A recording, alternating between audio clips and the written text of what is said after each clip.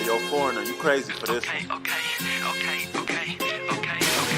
Yeah, they think I'm jab riding when I'm left hooking. Fiends say they love me cause they know I keep that sack moving. Sad to say, but this the life that I have grew in. I had to hustle, skipping class, man, I was true in. I can flip some packs. Tyreek Hill to the Dolphins. Crazy.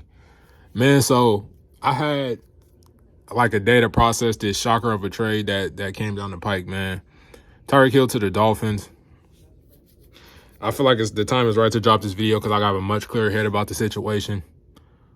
But first, before we get started, I see a lot of people just saying Chiefs are going to end up drafting Tyreek Hill's replacement. They're going to sign somebody else. I know we just signed Marquez Valdez-Scantling today from the Packers. That's going to be a solution. And I just want to say this right now, man. Tyreek Hill is one of one, truly a special receiver, a special player.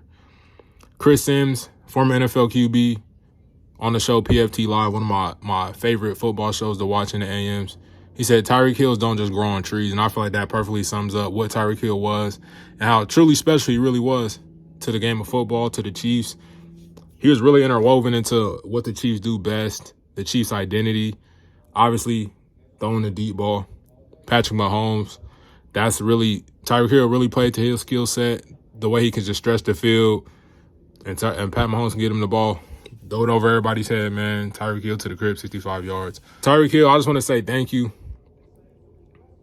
Tyreek Hill's energy is truly going to be missed. His talent's obviously going to be missed. But I feel like his time is going to be remembered fondly in KC. He balled out for 6 years. He went crazy. He gave us a lot of different moments.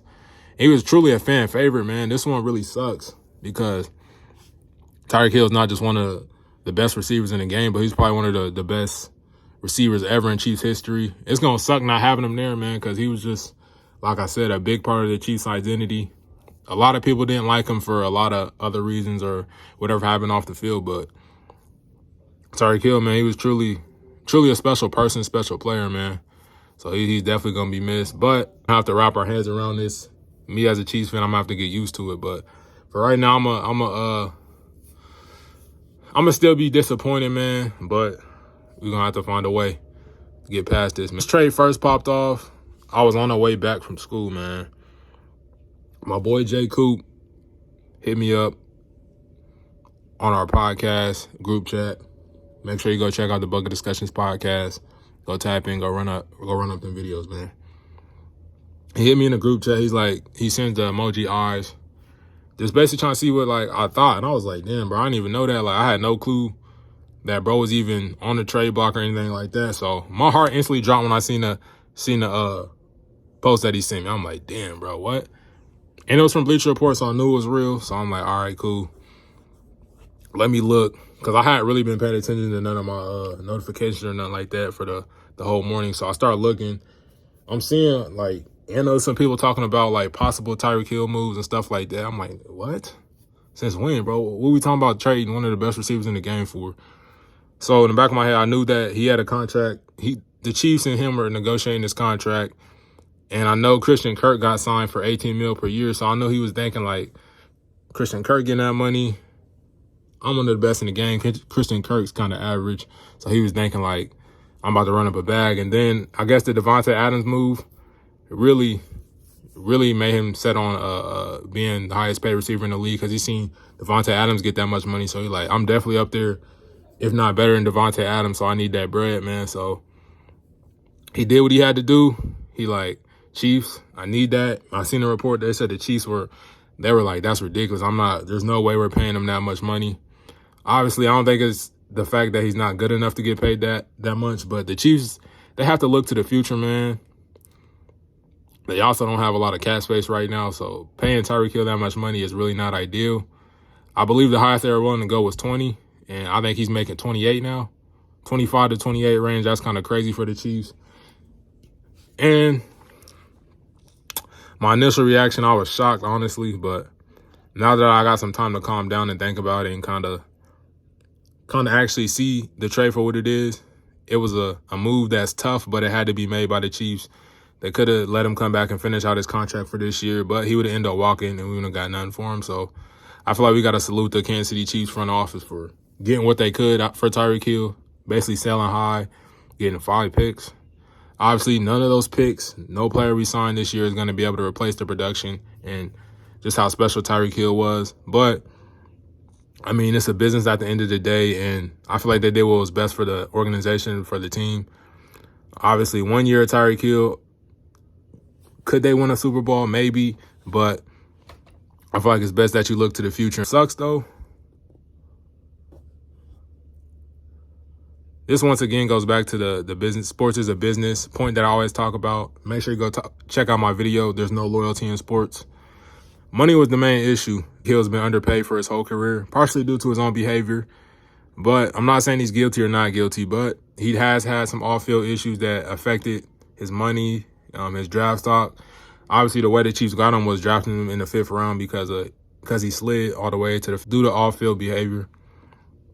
But I can't be mad at Tyreek Hill for wanting to be paid at his full market value. He's a truly special receiver. He's been underpaid, like I said.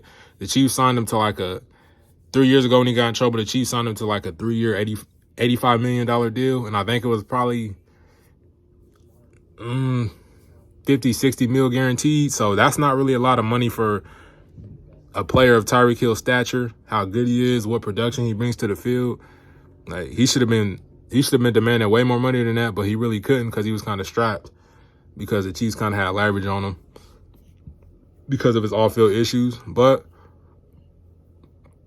Tyreek Hill is at the top of his prime, top of his career. He's 28.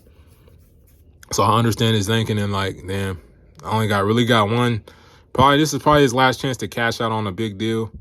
Obviously a player whose game is built around speed.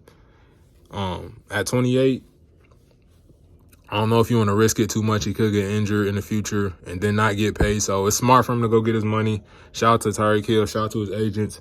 As much as it sucks, I can't be mad at him. It was smart. It was a smart business move for Tyreek Hill, and it was a smart business move for the Chiefs. So just this. Obviously, the whole AFC conference is getting better. I have to be honest, the Chiefs are a worse team right now at this very moment because those picks, you have to make the picks first. They can't play for you right now. So it's basically like an unscratched lottery ticket. You don't know what you got on it until you cash it in, man. So at this very moment, the Chiefs are a worse team. We obviously already had a lot of holes before Tyreek Hill got traded. Now we just got another hole at wide receiver. I like Juju Smith-Schuster, but I don't like him without Tyreek Hill. Marquez Valdes-Scantling, he's a cool receiver, but I don't think he's really a number one guy. So it's kind of Pat and Travis Kelce right now at this moment, man. But let's hope the Chiefs can make some more moves. Hopefully they can nail this draft class, get some real impact players, and for cheap. But there are several reasons to be optimistic about the future. I know it's a gloomy day, and it's a gloomy day in Chiefs Kingdom, man. But we just gotta stay optimistic. And Brett Veach, we trust, man. Conclusion: this was an extremely tough move, but it was a move that needed to be made, and that is all. In the jungle like I'm Conan, count up with both hands. Switch the flow like it was broken. I'm on the road, man, making plays just like DeRozan. I shoot my shot, and that shit wetter than the ocean. I brag a lot, but with the wind and come the boasting. I made a lot from them apartments that I sold in. He didn't make it up to college, so them streets where he enrolled in. I know I'm a scholar from the moments that I was exposed in.